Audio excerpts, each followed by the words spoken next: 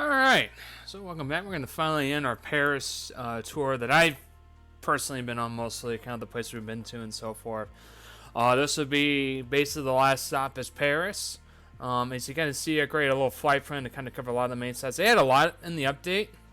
I believe I did a video in Paris a long time ago. Well, I did a video. I can't remember if I uploaded it or not, to be honest. So to be fair.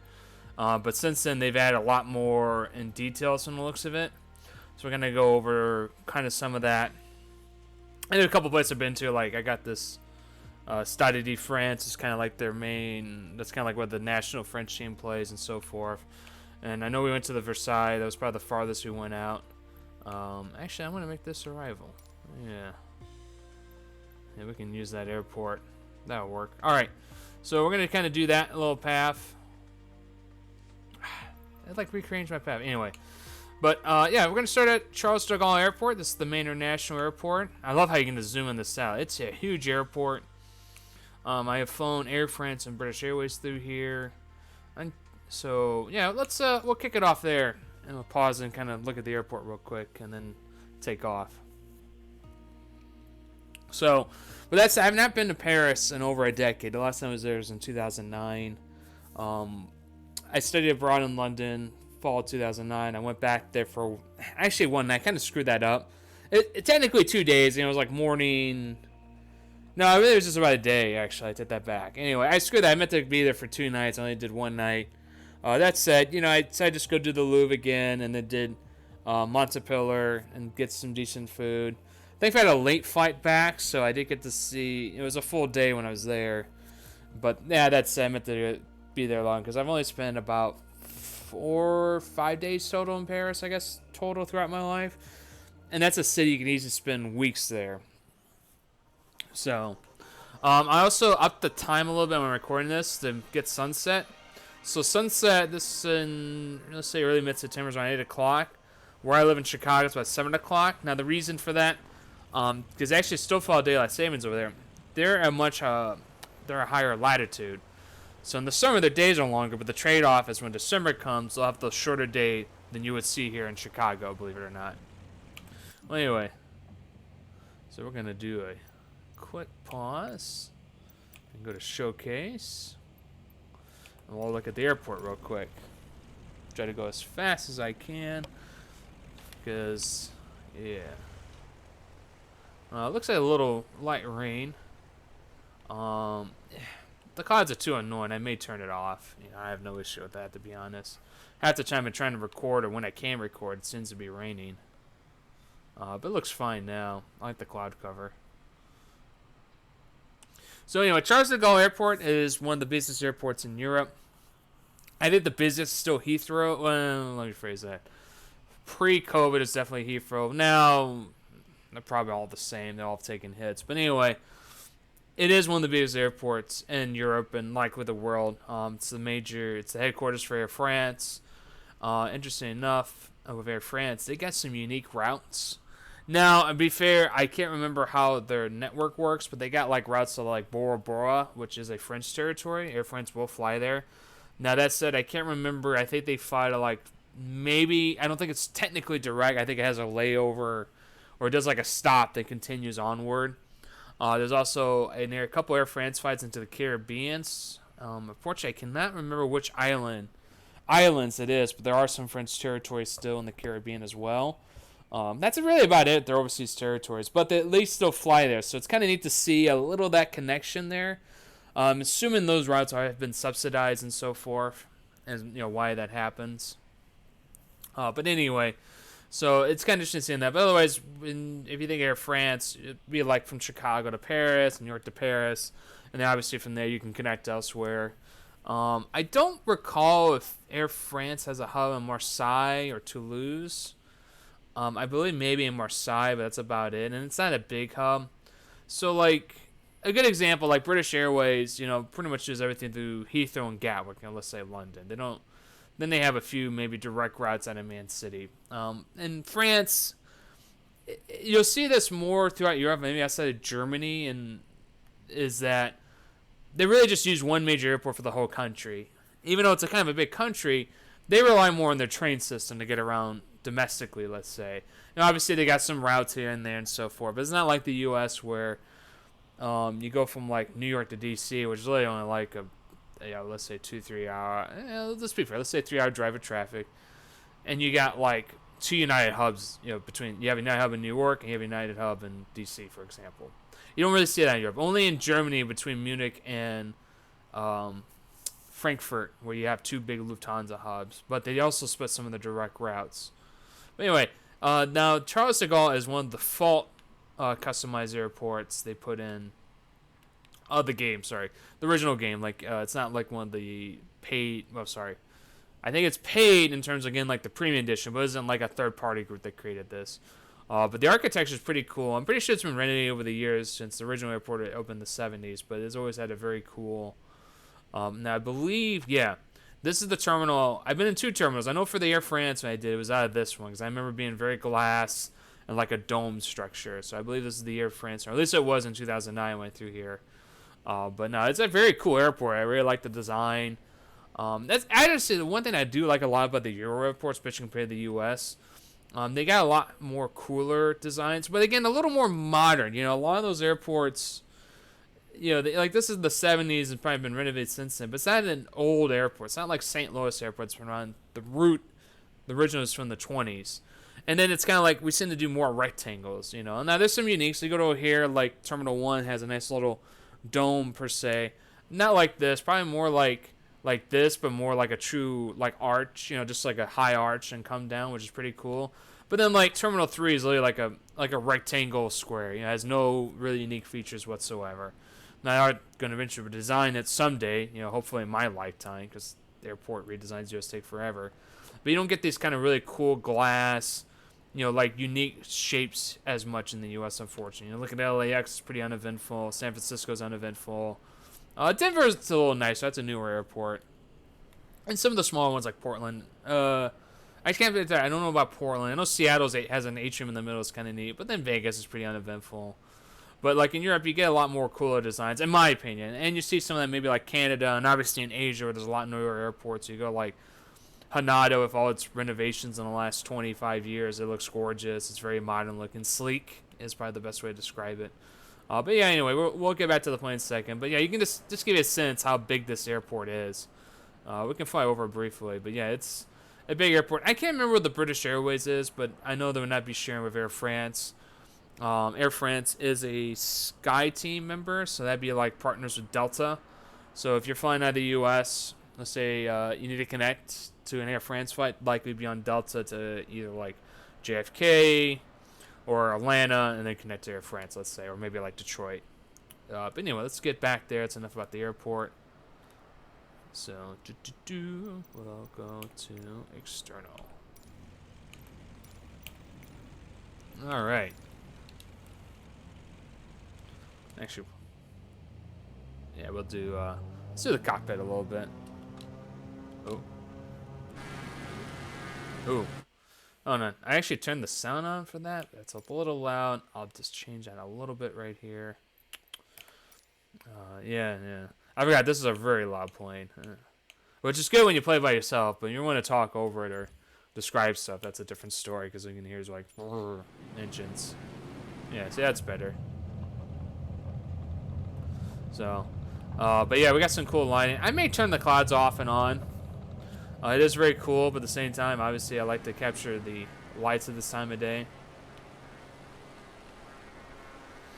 But yeah, get a sense of Charles de Gaulle. I say it's a big airport. I believe there's a tram underground here that connects these two. And there might be an over, like a monorail, like above ground rail for this section. Again, it's been a long time since I've been there. So, but I know it hasn't changed too much in the last decade or so. Yeah, so anyway, yeah, just one more last glance before we start heading south. Oh, yeah. Yeah, so this actually be useful info. So the Charles de Gaulle, as you kind of saw on the satellite, is about northeast of Paris. Good news, it is connected by the the metropolitan network. I believe it's also, like, it's not separate. So, like some places have, like, airport expresses, or actually technically a separate line from, let's say, the main subway system or the main public transportation system. that you would see. Like you go to Heathrow, for example. It's connected by the tube. Gatwick is not. Now there's a Gatwick Express train that you can take, but that's separate. That's actually a private line to get there. It's worth it because there's really no good way to get to Gatwick, to be honest. But anyway, but this one is, if I recall, it is connected by the Metropolitan. I think it's one of the suburban networks that connects the airport to the main city. It wasn't bad. I think it was about a 35, 40-minute ride to like central Paris. So like roughly from here to Palace of Versailles, that's about 12, 15 minutes by plane. So a little rough by this time of plane, it's just saying. Maybe not like an Airbus or anything like a jet. So it give you a sense, it's not entirely close to the city center. It is a little farmland or little fields and stuff you see. But it's not that bad. And thankfully it is connected by the main rail network. And, it's a nice thing when you go overseas. Or maybe even like a big city like New York City or Chicago, you have those options. But sadly, when you go to like a smaller city, even though there might be a major city like St. Louis, Phoenix, Denver, there is no rail network of that, so it's definitely more of an overseas, definitely don't see that common, and unfortunately in the U.S., and I can't vouch for Canada, unfortunately, how that's set up. Alright, so the clouds are going to get in the way, so we're going to turn them off.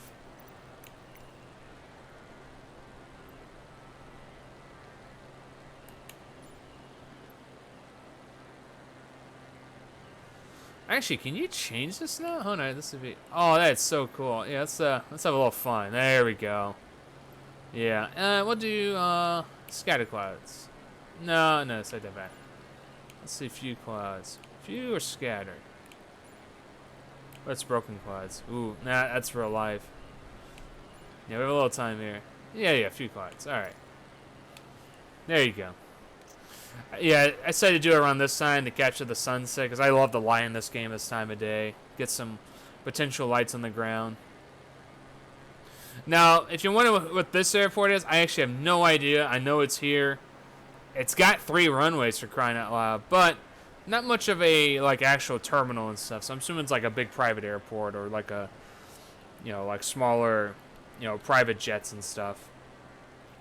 I'm hoping to keep this around between 2,000 and 3,500 feet so we can see stuff pretty well.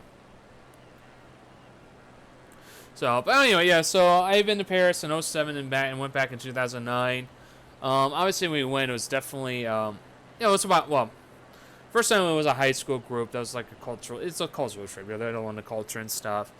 And when I went back in 09, I just wanted to revisit the Louvre, and I did Montepeller, which is like a skyscraper, which I believe is in this game, but we'll see. It has one of the best views of the Eiffel Tower. And Paris got some interesting zoning laws. So, like, around the Eiffel Tower, that part, there can be really nothing tall. There's only one tall building. They built it, and after that, they created the laws. So, like, they don't want any more skyscrapers to, in their view, and you'll see this in other parts of Europe, to ruin their skyline. Like, they want to keep just the Eiffel Tower and the old buildings is, like, the main part. But there is a business park that you can see in the distance. That's where you see a lot of your modern skyscrapers in Paris. That's where I think BNP Paribas and a lot of major companies would be at. It's like a big office district. We have Stade de France. I believe this is where the national team plays. I don't think a local team plays there. I want to say they're Paris Saint-Germain is somewhere else, but I could be wrong. Again, I'm not too up to speed on like all the soccer stadiums in Europe outside of a few that I see all the time, like in the EPL and so forth, or maybe like Bayern Munich, which is an Alliance stadium.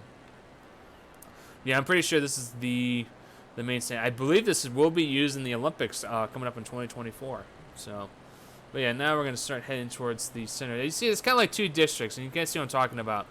There's those skyscrapers over there. It's kind of like a very big business district. And it's pretty cool, but believe it or not, I never really went up there close. I only seen it from a distance, so I think that'd be like my next thing next time I'm ever out there.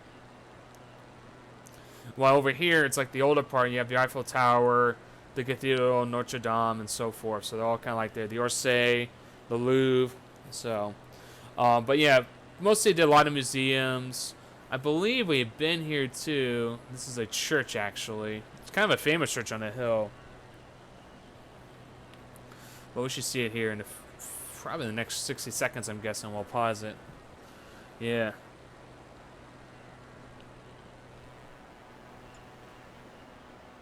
Oh man, I just love the lighting this time of day. Like dusk and dawn are probably the most beautiful parts of the day in my view. Yep, I've been here. Went here in '07 with the high school. It's a famous church, and it looks kind of unique. You know, you're not think it's a Catholic church at first, but it is. But yeah, since I'm so close, I'm not gonna do showcase cam. We can just do that. Yeah, so yeah, it's kind of on a big hill. I remember we climbed the hill. It's not bad. It's like layered steps. You know, you can't think like, all right, you go up like a flight of stairs, or let's say 20, 30 steps. I'm being just guessing here. Then it's like walking flat, then another step. So it's kind of like that type of set. You kind of, you know, slowly up, flat, up here, and then you get here. But it was very cool. I know there's some really great. The goodness, because of the height, there's like a plaza here, I believe. Let's get a little closer. Yep. Right there. All right. Yeah, so like from here and here, yeah, it does a little justice. Obviously, this is a little awkward looking, that little slope. But you see, you actually get good elevated views of a lot of the Paris skyline, you know, because you're going to be able to see, you know, the Eiffel Tower. You know, you kind of get a sense of like the river and the museums and the Louvre from there. You know, very gorgeous. And it's kind of a famous scenery point. You know, you like go see photos. It's like this big stone like ground that overlooks kind of like the old skyline. Let's say like where the central Paris is, of where all the famous landmarks you would think of. That's the spot where it's at. You know, it's very gorgeous. And you kind of look at it, it looks kind of far, but it's not too bad. There's only maybe a few miles at most between here, you know, the Louvre over here. I'm pretty sure that's the Louvre. Yeah, it is. That's right there. So here. So it's a great spot for some scenery if you're not going to the top of the Eiffel Tower or Montepillar. And I apologize if I'm mispronouncing it. So yeah. But yeah, I kind of gave you. Actually, we'll do another quick pause.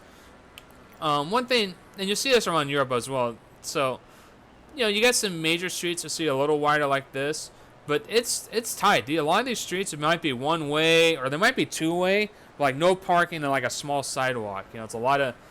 I wouldn't say alleyways would be the right word, but they're not very wide because these buildings have been here way before the creation of automobiles. Nowadays, they're all paved. They're you know, at least can take cars or maybe one way with a little parking. But yeah, it's a very congested city, especially here. But as you can kind of tell, outside this area over here, as you mentioned, it's not that tall. You know, most of these buildings, I would say, oh man, I would say about 4 to 6 stories tall, if I recall correctly. I mean, they actually did a pretty good job recreating this. So, like, this is mostly all the AI here, and that's kind of like how it looks. A lot of these rooftops and stuff. You got the little, let's say, like a trapezoid, but you kind of, it's not a triangle, it's not flat, you know, it's kind of like a little, almost like a slight triangle at times, or you know, a little like, you know, a little flat in the, you know, at the top there. So yeah, but no, it's really cool because you'll be down like these streets and you'll find like a cool little restaurant or cafe in the middle of the residential area. Obviously, little shops and grocery stores. Yeah, that's one thing I always loved about Europe and just kind of that part of the world. Is that it's such a, it's not like in the U.S. It's like here's housing, here's a plaza, housing, plaza, housing, plaza. You think throughout a good chunk of the U.S. Obviously outside the major inner city is a little different, but you know, you just think where a lot of the residential people is, you just don't see this much. You know, there's only maybe like Chicago, New York, parts of San Francisco. You know, the LA, that's the second largest city in the U.S. Downtown, residential. Plaza with some groceries and food, residential plaza. So, you know, but we're built different. We're built literally on the interstates and distance with space in mind. Now, anyway, this is the Louvre. Let's get a little closer. Oh, man, they did a great job. We're going to go showcase, right? Uh-oh. Don't worry.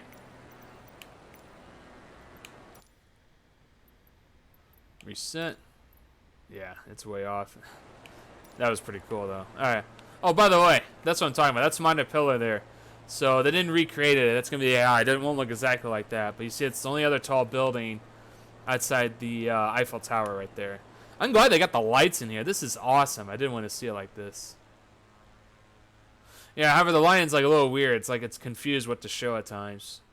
And you see, look at that. Look at that. All right. So yeah. It's not yeah. Yeah, it's got the famous pyramids. Actually, three, but the main one. Believe it or not, so when you're in there with these pyramids, that's kind of like where the ticketing is. Like the ticketing area is like right around here, and then it splits off into the museum, and it is massive. I mean, it's you got the upper levels here, as you see these. Primarily these two. I don't remember the third as much, and then of course you got. I want to say, yeah, I think it is the third. You know, it's been over a decade since I've been there.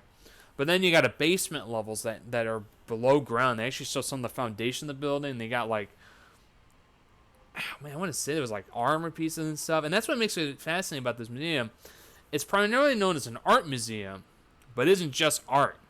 It's got, it's literally got like medieval pieces like armor. It's got stuff from around the world. I think like Egypt and so forth. Like there's a lot of artifacts too. You know, like statues and stuff. So it isn't just paintings. Obviously, the Mona Lisa will probably be the most famous painting we think of in this building, and it is like it's pretty wild too when you get there, because one, being such a famous painting, you almost get into your head it's gonna be this massive or special thing. It's not that big. It's very small. It's like a really truly regular portrait size painting you would think of. You see a lot of portraits, they're not that big. There might be I think maybe like a size of I don't know 18. I don't know. I want to say 18 by 14, but just think of just something that you put on your wall doesn't take up a lot of space, but at least it's visible. It's like that, but yet it's like behind like a big glass, almost like a glass wall, so people can't go close and touch it, or at least can't touch it in any form or fashion. And it's like always swarms of people, all want to take photos of it, which I get. I did it too. But yeah, it's kind of amazing. One of the most famous paintings in the world. It's not that big. Yeah, they did a pretty good job of the details here. Obviously being it's not going to be the most detail, and I'm not playing Ultra, so it's a little blurry. But I did like how they did kind of capture, like, trying to capture, like, truly the architecture of the building. Because, it was a palace one time, and you're going to see... the grounds are beautiful. You got a nice little park here. I can attest to that, and then it's got, like, a big plaza. So it's just fun to walk through the plaza and get pictures as well. Alright, let's see here. We'll do some circling around. Believe it or not, this is the cathedral, but they did not... Yeah, and I haven't been everywhere in this city. So I haven't been to Luxembourg Palace, but it's right there. Oh man, sorry, it's frozen a little bit.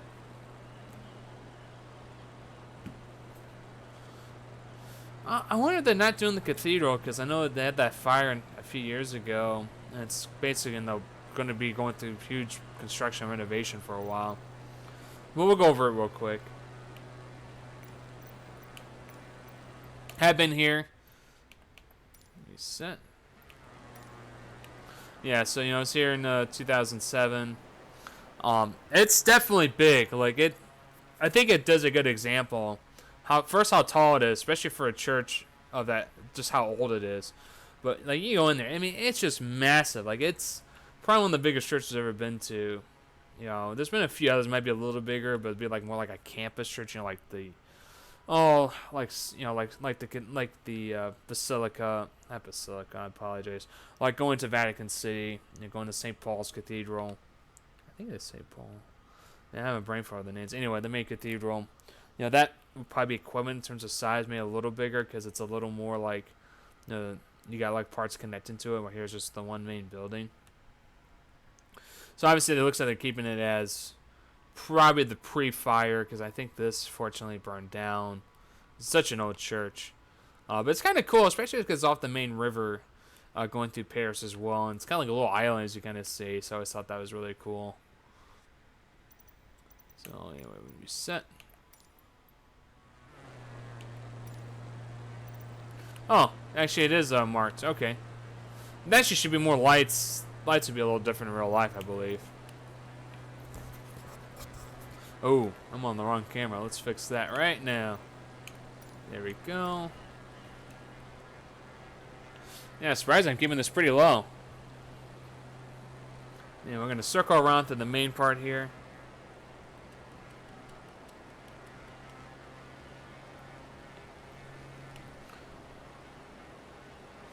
By the way, that's the other French airport. It's the smaller one.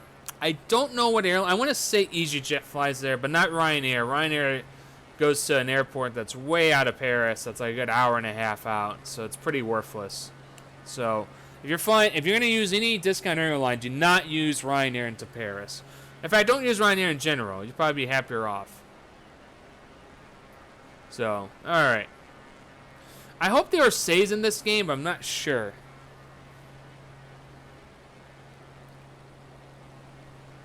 But yeah, so I think they did add it in. Yeah, it looks like Montpellier right here. Yep. No, Montparnasse. Ah, okay. I apologize. I keep saying Montpellier like the soccer team. That is my bad. I apologize. But anyway, main Montparnasse. So they built this tower. I want to say it's in the 60s, 70s it was built. And after that, they passed these laws because and we'll do right, almost right here. Perfect.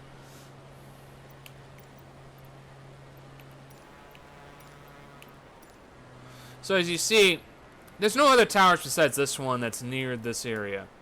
And when they built this, people got upset because like, oh, this ruins our skyline. This is probably the only example, which I think is part of this whole, when they built this with that. Because they didn't want to like all of a sudden tear these buildings down and put skyscrapers here blocking the Eiffel Tower. They really just want Eiffel Tower, basically being pretty solid. There's a few here which I'm not entirely sure why, or sorry, like how that's kind of been passed. But after that, they're like, no, we're gonna keep it really old school. We don't want to lose our, unique skyline and so forth. That's funny. When I last time flew here before this update, it was really like a big, really generic monolith. And honestly, the building itself is nothing really impressive. As you see, it's not very, but it is cool though. You can actually, this is a little off. So this is actually supposed to be a helipad on top, not whatever this is. Unless they took that out since I was there. Oh no, it's still a helipad or like a flat area. You can actually go up there and take pictures and stuff. Now it's a little scary. Thankfully, you have all this here. But I went up there. It was like windy. And, I didn't feel like it was going to be fully blown off. It was like, oh my God, these like crazy gusts. But it is one of the best vantage points. And you kind of see right here to get your shot with the whole Eiffel Tower and skyline behind you. Because obviously you can get the sky, you go to the Eiffel Tower and get the skyline. But the only place you can truly get like the whole perfect vantage point with the Eiffel Tower behind you. And it's just a perfect vantage point for that. So I thought it was really cool. And this was an 09, so this is obviously, I would assume that not much has changed since then. Maybe it's not open now due to COVID. That's the only thing I cannot speak much on. Because obviously what has been open and closed with COVID has varied a lot by country, by place, by museum, and so forth. So that's where it gets a little more complicated. Anyway. So, but you kind of see, there's so much out here. Like, you can easily, as I spend a good week plus just in Paris alone. And I ain't just talking about Paris. You also got the Versailles, which is actually not in Paris. It's in Versailles. It's another separate area. But it's very close to Paris. Ooh, I think that is the Orsay over here. Won't say. No, that's the Grand Palais. We'll see if I can find the Orsay. It's off a museum as well. Yeah, so Eiffel Tower. I'll be honest, I don't think much explanation needs to be for that, and it's pretty obvious. Well, we'll do a quick pause, though, just to see how detailed it is. Because it looks really good, to be honest, especially with the lights on. And what's cool about the Eiffel Tower lights, it's kind of like the Empire State Building stuff. They can change the colors and stuff for, like, various, either events or, like, like, oh, we're going to honor, maybe, like, let's say the red, well, that's the Paris colors, too. They can do the red, white, and blue for their flag, like do for Bastille Day and so forth. Different, and they'll do, like, fireworks around here during, like, New Year's Eve and so forth. Yeah, there's actually a big park in front of it. Very beautiful, actually. You kind of see there's the tower that overlooks pretty much a straight shot from here. And then over there is the financial district area. Now we're going to do one more circle, and then we're going to go to there, and then we're going to head toward Versailles. Oh, yeah, there's the Arc. As you kind of see, you think it's actually close. Well, it's not far from the tower. You kind of get a sense at first it's like near the Eiffel Tower, and it kind of is, but not really. It's like on the other side of the river. So it's over here. It's basically like a big, giant traffic circle. It's not to be mean. That's what it kind of is. Drive goes all the way around it. Pretty cool though. Won't lie.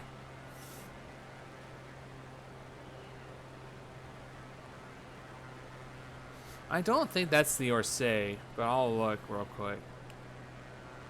So I don't think I went in here before. No. Now this will be used, I think, for fencing in the 2024 Olympics, because they're gonna. So what they're gonna do a little different with the next couple or these next few Olympics. They're gonna reuse a lot of sites already been built or existing. So like, like they're gonna do like a question at the Palace of Versailles, which I think would be very cool. Not inside, obviously outside in the grounds, but like that'd be a very cool batch. I think they're gonna use the Grand Palais here for like the fencing events. Yeah, I'm really sure it's not the Orsay, but I'm gonna take a look. Yeah. See, this is Musée d'Orsay. I don't see it. I know it's off the river. Let's see here. I'm just pulling this up real quick. Sorry. There we go. Yeah, it should be. Let's see. There's the Toulouse. Yeah, it should just. Yeah, I remember it's like literally across the river from base of the Louvre. So it's actually, we can probably zoom in here in a second. Hold on a second. Grand Palais 2024.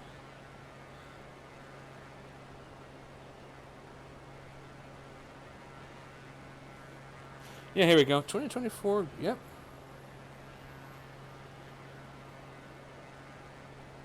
Oh, and they're actually renovating the Palais right now too to get ready for the Olympics. Interesting. All right, let's get a little over here. The details are amazing there. That's really well done. So bad news: the Orsay is not a unique site here, which is a very shame. Now, the reason I keep talking about the Orsay, it's almost like I would say the Impressionist Museum.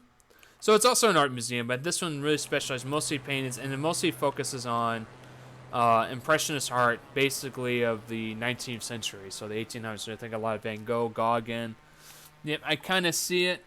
Maybe I should get a little closer. I mean, it's not really going to matter. It's not lining up. So this is the Orsay. It used to be an old train terminal, I believe, back in the 18th century. Yeah, let's pull it up. Hold on. So I'm just pulling up real quick. Yeah, I should have probably looked at this very briefly before I said anything. But I will say this: it is a Impression art museum. I still put the Louvre. All right, I have to put the Louvre just above that for the amount of stuff it has. The amount of stuff is incredible. It is almost like almost all the different eras, various artifacts from around the world. There's really only a few museums that could probably top that in the world. There's not many. Maybe the Art Institute in Chicago. It's not as big. That has tons of artifacts from around the world, different eras. I couldn't. Unfortunately, it was closed. I was in New York recently. The Met would be up there. Various artifacts and art pieces from around the world. But yeah, outside of that, I can't think of many up there that can really match it. So yeah, as soon as that was right. It was a railway station. You kind of tell. It's a little hard to tell. Apologize. A little hard to tell. But yeah, kind of like right here, it's like the main, like, think of like those old rail stations, always kind of like a big atrium, like, over the middle, dome area. That's kind of like that, and it's kind of like the main grand hall, and then like other parts of the middle, that's where it becomes a lot of the art exhibits of, and it's mostly Impressionist art, very French. I'm sure there might be a few other artists in there, but that's where you would see, that's where you really get your Impressionist art. Holds mainly French art from 1840 to 1914, so pretty much the entire Impressionist era. So it's personally, I put the Louvre slightly above that, but the Orsay is one of my all-time favorite art museums I've ever been to around the world, and I've been to quite a few. I've been around the U.S., Japan, and so forth. Obviously, I got to be fair because sometimes they have different pieces, and it's more subjective. For me, Impressionist art is one of my favorite eras of art. It's probably some of my favorite pieces of art, and I don't know art. I'm not an art student. I don't know. There's people that can go a lot more details and stuff. I can just more my personal taste. But for me, it's up there. And if you go to Paris, I highly recommend you do both museums. Sadly, I say don't do both in the same day. They're too big.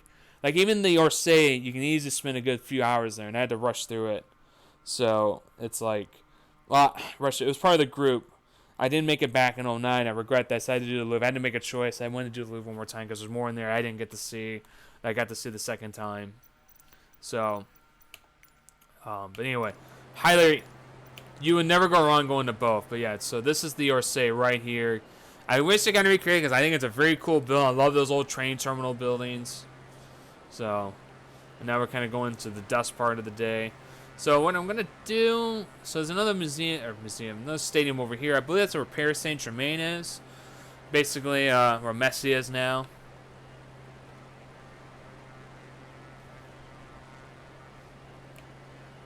Yeah, the good news, actually, yeah, we'll go there and then we'll cut through here. So let's go straight back west.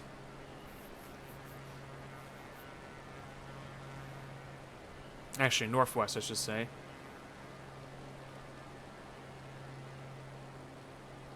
Yeah. Unfortunately, I will say this. I'm not going to have much to say about this. I haven't really ever been in this area from a walking around. I've only seen it from a distance. What I do know, it's a major business kind of district area for Paris. And I think over time, you know, they did the skyscraper law mostly, I think it was all Paris, but then they started making changes. Because it's like, you know, as you go through the 20th century, it's like, well, you need office space. You know, you can't have, you know, you're going to have people living in central Paris or parts of Paris. You can't have them commute 2 hours out where you can build a skyscraper. So then I think this is kind of the solution. Let's create a business district. And you kind of see that in parts of London as well. London's a little weird. They have like skyscrapers kind of spread throughout. But they have like a main Canary Wharf, they call it. It's the main central like business district. And this is what it is in Paris, this area right here. You know, so this is where you get a lot more of your modern skyscrapers, a lot of your major companies like BNP Paribas. I'm not sure, maybe like, you know, like for example, like Airbus is a French guy. I don't know, that they may have a big office here, maybe not. I unfortunately cannot say for sure. But you kind of just see, you know, as you said, it's a big business district. And despite some of these being kind of created, they aren't really standing out. I know this one does, obviously that one. Yeah, this is I know it's kind of like an oval-shaped one. I'm pretty sure that's the well-known one. This is kind of neat. It looks like a little like arena or stadium there. All right, now we're gonna fly over get back on track. Go over the. Yeah, so I think this is a government building, I believe. Society General Complex. Yeah, but anyway, I hope you guys are enjoying this so far. I am just kind of reminiscing a bit. I really miss Europe, and I've been wanting to go. I need to go back, and just now it's more like now I just gotta wait. Basically, when you know, I can without being quarantined. For example, as I'm recording this, literally a day earlier, you know, Paris has downgraded the U.S. from, you know, safe travel to only essential travel. Now, when I get confused is when I read it, I think it's like if you're double vaccinated, then you still welcome in, but if you're not, then you need to quarantine unless it's essential travel. It was a little confusing because I thought maybe it'd be like essential travel for vaccinated people only, so let's say business. So far, it seems like they may still work on tourists, but you got to be double vaccinated. So obviously they're concerned about the spikes in the U.S. Very fair, very understandable.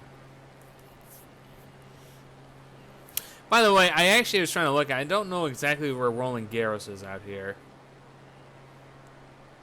Yeah. So it's really weird. There's like two stadiums here. But the Parc des Princes is pretty sure where Paris Saint-Germain plays. Anyway, let's get back on track. We're going to eventually pass over the Palace of Versailles over here. The good news, where we're going, this airport over here, I believe it's the Toulouse one. Private airport. Oh, sorry. Private-ish. It's not a commercial airport. You know, it's not where you're going to see Air France and stuff. But yeah, anyway, it seemed to make sense. It was on the path, and we should go over the Palace of Versailles eventually.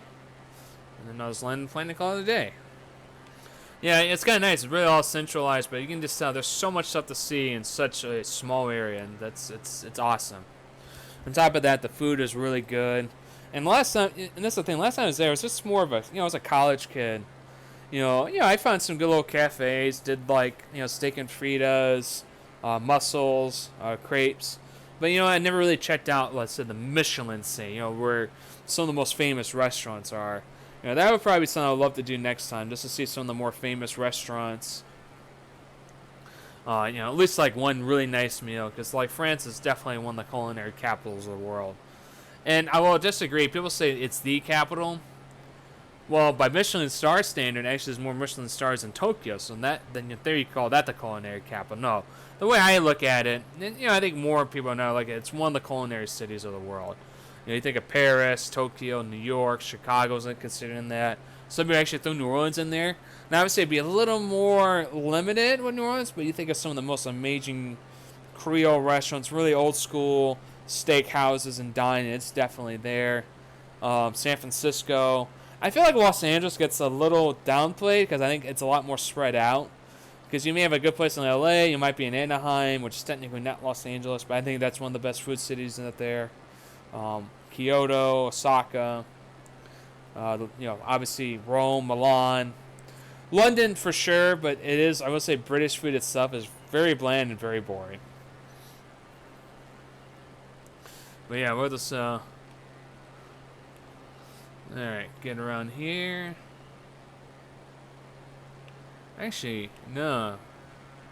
Yeah, I'm at that airport over there.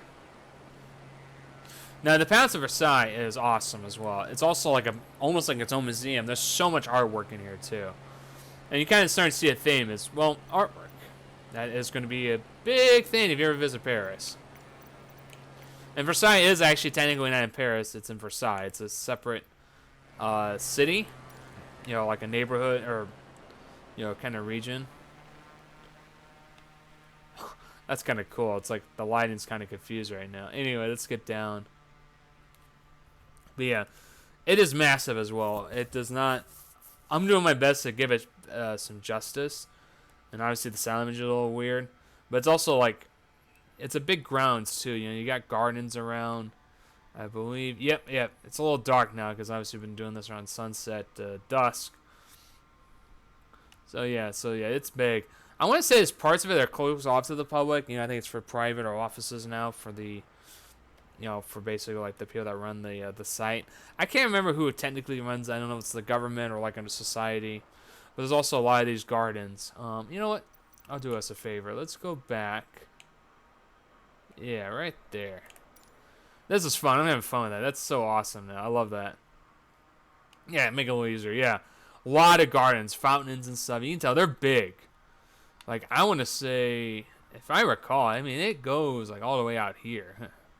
I didn't even know if this is part of it. It might be a part of it as well. It's like really most of the sites, really the gardens as well. You got these big reflecting pools. You got that right there. But anyway, they're going to do the equestrian events here. I'm not sure exactly where they're going to put it exactly because of the fountains and stuff, but I guess they'll figure out. But yeah, it's going to be really cool when they do it here. Yeah, I bet you because this would be the background. Unless they're going to do it on this side. They may do it like this side here. With that, at least with the, not the road course, but they do like a stadium where they do like the jumping and dressage events. Pretty cool. But yeah, you guys see. Yeah, you see, they're massive. But highly recommend this as well. Fortunately, I don't think the subway goes near here. I'm sure there might be a stop of one of the main train lines nearby. But honestly, you probably would be best to either maybe like a bus service or something like that kind of gets you in this area up close. I know, granted, this was years ago, so it's probably a lot better now because it's a major destination. A lot of people are going to go there and check it out. So, all right, let's. Anyway, I'm about to wrap this up and wrap up this Paris trip we've been doing. I apologize, it's taking a while. Just I get wrap up on other stuff at times and so forth. But I am glad to finally finish this kind of enjoying the last days of the summer. That's kind of wrapping this up. This whole series we've been doing. So out of my favorite cities, I probably mentioned it earlier in the previous. It was probably Provence, and then I probably put Paris and Provence. Obviously I put Paris because I gotta be mindful. If I'm gonna travel back. I need, It's like, well, what's the easiest way to get in? Like what's the easiest way to get around? And it's like, well, it would be Paris. There's tons of you got a major subway line. Is that a field? It says my airport's over here, but that doesn't make any sense. Should be a runway around here, I think. Oh, hold on. Oh, anyway.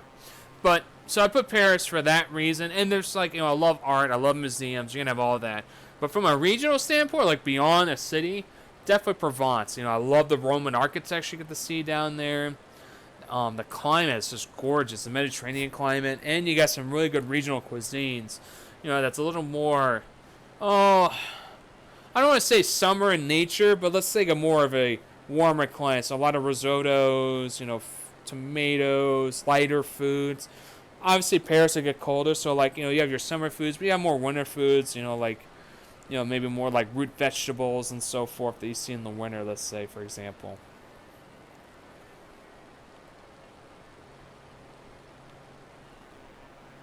But yeah, you kind of see it. Like, we didn't really travel far, and now we're seeing the countryside again. As I say, Paris is a big city. It's about 9-10 million people, if I recall correctly. But, we're just going to land that grass field, because why not? So, but as I say, it's a very condensed city. A lot of people are packing there. Now you got these more, maybe you can call it suburbs or towns or little mini, little cities around it. I swear this looked like there's going to be a bigger airport near me, but who knows? So we can land in the fields. Just because I've actually done before, like in North Korea, and this game's kind of fun. But anyway, yeah, so that's kind of my favorite. Probably my other highlights, obviously I highly recommend anywhere, almost anywhere in Paris. Just, if you want to really just see different stuff and so forth. But, my highlights, my favorite, ooh, that was harsh. Didn't expect that. My bad. I should have pulled up. Anyway, I'll leave it here for a little funny stuff. Oh, we're fine. Anyway. Probably my favorites are by, obviously I say Paris, and then Provence. And then I would highly recommend, if you can, go to Normandy. Provence is way out there, so it's more like if you make it down to southern France, like let's say your Nice. Try to see if you can make a day trip to Provence. Or at least see, the aqueduct and Nimes, and just see the old Colosseums. But if you're near Paris, try to make a day trip up to Normandy. It's very breathtaking, especially when you see the cemetery, the amount of lives lost. There's amazing World War II history up there. It's a little too far up, but if you can make it the Mont Saint Michel, that is extremely cool. But again, you have to do your research on that, because it's not like it's out in the middle of nowhere. So you need like a tour guide, or maybe able to rent a car and then try to get there. Obviously, understand the parking situation, the transportation on there, because it isn't like it's there and there's like mass. It's not like Disney World where it's gonna be like a parking lot of like thousands and thousands of cars. It's just not possible. It's not feasible, basically. So, but anyway, I really hope you enjoyed this. Hope you learned a little bit about the airport. Learned a little not history, but stuff to see, stuff that I liked, especially particularly in my personal taste. I think the next one I may do. This did the German Switzerland update. I have been to Munich. I did a flyover once. I don't think I ever uploaded it. If I did, it was just kind of very meh. There wasn't much to see. If they had a lot there, I'll definitely do a little on Munich as well. There's some interesting stuff around there. But that'd be for a different day. So anyway, I hope you guys enjoyed it. Take care.